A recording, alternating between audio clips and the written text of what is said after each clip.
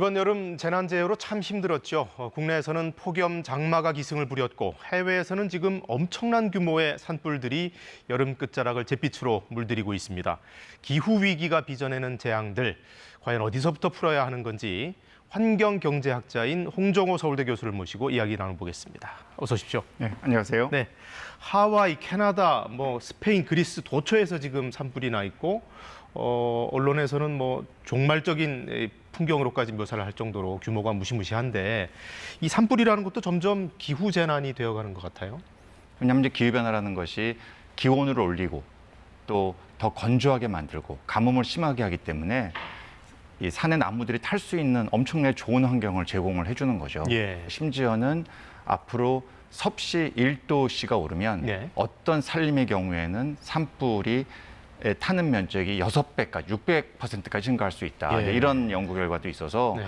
사실 한국도 작년 초죠.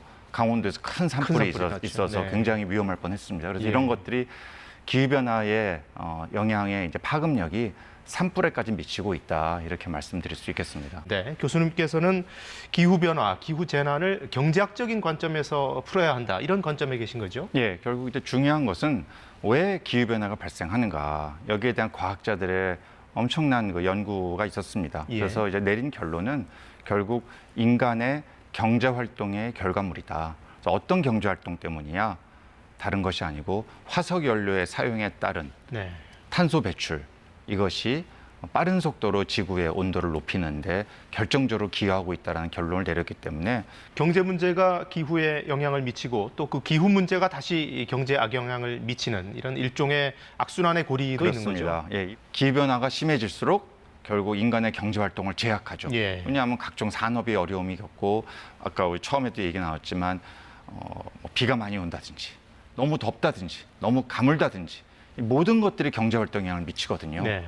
예를 들어 멀리 갈 필요 없이 우리가 먹고 사는데 가장 필요한 생존에 필요한 농업 같은 경우 예.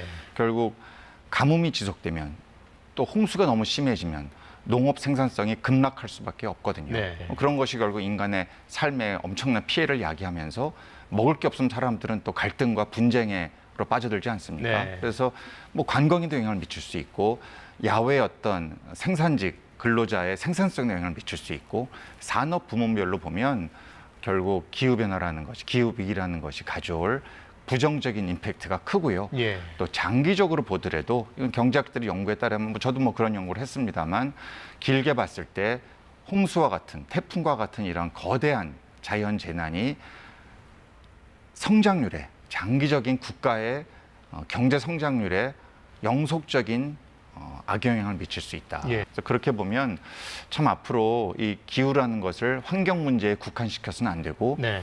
우리의 경제활동 전반에 영향을 미칠 굉장히 핵심적인 사안으로 봐야 한다라는 것이 이미 국제기구 또 각국의 중앙은행 싱크탱크 이런 데서 일관되게 하고 있는 이야기입니다. 그 며칠 전에 기사를 보니까 탄소 중립 또 탄소 감축 외치면서도 이 G20 주요국들이 이 화석연료 보조금이나 투자금을 지난해 전년도보다 배 이상 많이 썼다는 얘기가 있더라고요. 이 이율 배반 이건 어떻게 예, 봐야 굉장히 되는 이제 걸까요? 중요한 저도 이제 기사를 보고 참 많은 생각을 하게 됐는데요. 예. 이제 IISD라고 하는 이제 캐나다에 기반을 둔 연구소예요. 네. 연구소에서 이런 발표를 했습니다. G20 국가의 2022년도 화석연료에 대한, 즉 탄소를 배출한 화석연료에 대한 이런 보조금 규모가 여러 항목들을 합쳐보니 1.4조 달러다. 이 대한민국 GDP에 육박할 정도의 보조금을 화석연료에 제공했다는 것이니까 네. 아니 그동안에 있었던 엄청난 많은 국제회의와 탄소를 줄여야 한다, 탈화석연료 해야 한다는 목소리는 어디 가고 실제 말과 행동이 너무 다르지 않냐. 예. 이제 이런 이야기를 할 수 있는데요. 그러니까 2022년도는 특히 이 러시아발 전쟁이 본격화된 시기이기 네. 때문에 국제 천연가스 가격도 너무 많이 올랐고요. 이제 이러다 보니 소비자와 생산자들이 다 고통을 받으니까 여기에 대한 이제 보조금이 많이 지불이 된 것으로 저는 이해를 합니다. 예. 과연 그렇다고 해서 이런 것을 그대로 둘 것이 아니고 어떻게 하면 이러한 위기를 기회로 삼을 것인가가 좀 중요하다고 보는데요.